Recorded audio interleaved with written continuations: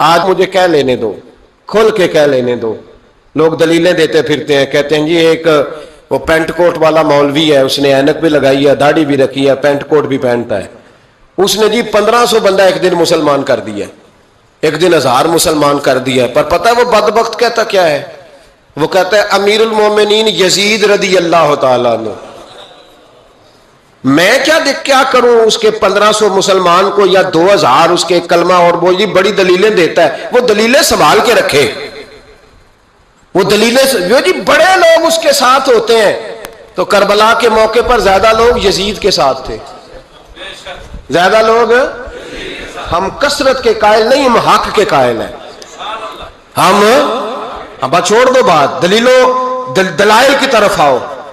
عجیب تماشا ہے.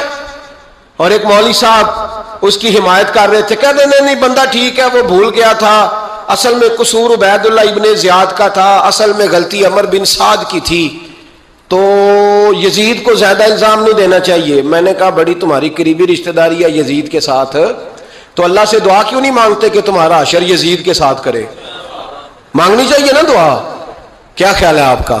ہم الحمدللہ جمعے والے دن مسجد میں بیٹھ کے دعا کرتے ہیں, یا اللہ ہمارا حشر امام حسین کے غلاموں میں کرنا. تو بھی کرنا, جرت کر, جرت. ہماری جرت دیکھ, ہم یہ نہیں کہتے ان کے ساتھ کر, ہم کہتے ہیں یا اللہ ہمارا حشر ان کے. ہماری جرت دیکھو, ہم ان کے غلاموں میں, قدموں میں, نوکروں میں بیٹھنے کو وہ دعا مانگ رہے ہیں, یا اللہ ہمارا ان کے غلاموں میں, غلاموں کے. تو بھی جرت کر دلیری, کر جرت, کہ یا اللہ میرا حشر یزید کے ساتھ کر دلیری. اگر اتنا ہی اچھا تھا تو بے شرمو اتنا ظلم نہ کرو, اتنی زیادتی, اتنا ظلم نہ کرو, یہ ظلم ہے. امام حسین جمعے والے دن خطبہ پڑھنے لگے, جمعے سے پہلے امام حسین نے خطبہ پڑھا, اور آپ نے ایک جملہ کہا جو ہمیشہ یاد رکھا جائے گا.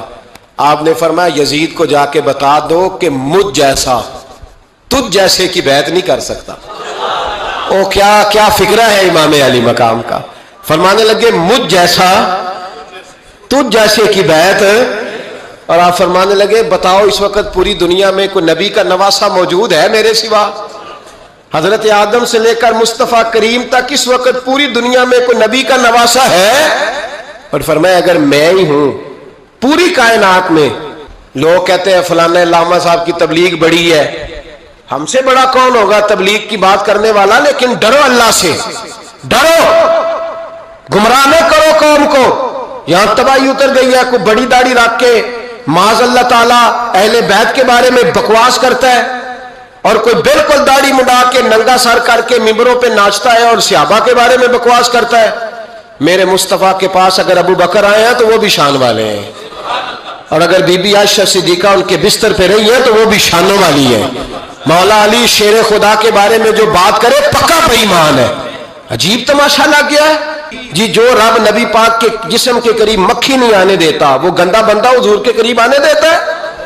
عجیب تماشا ہے. امت کو تباہ کر رہے ہو, کافر کو موقع دے رہے ہو یہ کہنے کا کہ تمہارے نبی کے پاس بیٹھنے والے ٹھیک نہیں تھے. اگر حضور کے پاس بیٹھنے والے ٹھیک نہیں تھے تو بعد والے کیسے ٹھیک ہو گئے؟ تو یہ باز آنا چاہیے ان بے شرموں کو. یہ امت میں تفرقہ ڈالتے, بے حیائی کرتے.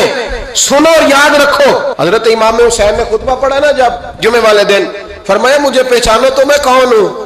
تو عمر بن سعد بولا, پکے نمازی بولے.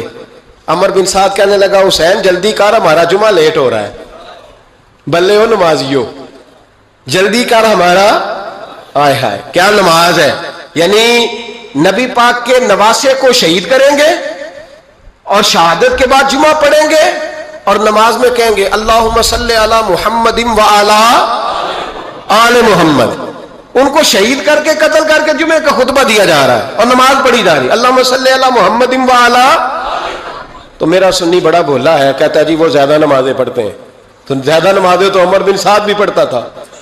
تو بھولا او خدا کے. دیکھیں نا جتنی نماز کی اخلاق کی بات شاید میں کرتا ہوں, آپ کو جماعت میں کم لوگ ملیں گے, لیکن یاد رکھنا نماز عقیدہ نہیں, روزہ عقیدہ نہیں. عقیدہ حسین ہے, عقیدہ حسن ہے, عقیدہ علی ہے, عقیدہ عثمان غنی ہے, عقیدہ عمر فاروق ہے. میں اس شخص کو کیا کروں؟ مجھے اس شخص کی کیا ضرورت ہے جو ممبر پہ بیٹھ کے کہتا ہے حسین ابن علی باغی تھے؟ وہ شخص، اس کی نماز روزہ حج زکات دیکھا جائے گا؟ آؤ قرآن مجید سورہ شورا آیت نمبر 23، گھر جا کے قرآن مجید کھولو، یہ والی آیتیں بھی پڑھا کرو، یہ والی بھی کھولا کرو۔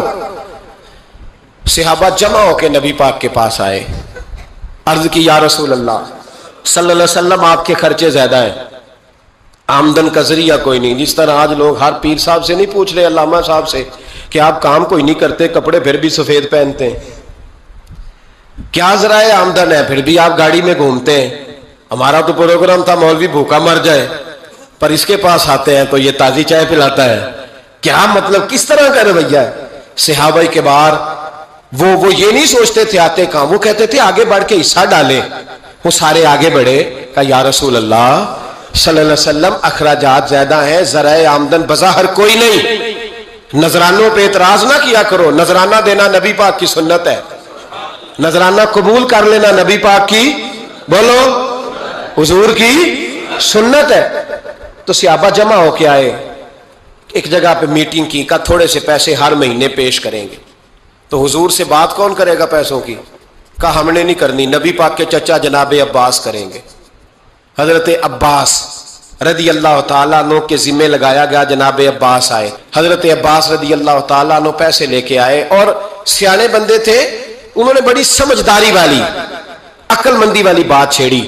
یہ نہیں کہا کہ حضور ہم یہ نذرانہ دیں گے، کہنے لگے یا رسول اللہ ہمیں پتہ ہے آپ کی مذہبی مصروفیت اتنی ہے کہ آپ کو ٹائم نہیں ملتا کاروبار کرنے کا، اگر آپ کام کریں گے تو پھر آپ کس طرح کر کے دین کا کام ہو سکے گا، اور یا رسول اللہ آپ نے جو ہمارے لیے کیا ہے اس کا ہم بدلہ نہیں دے سکتے، ایک حرف کا بدلہ نہیں دے سکتے، حضور یہ تھوڑا سا نذرانہ ہر مہینے لایا کریں گے، قبول کر لیں۔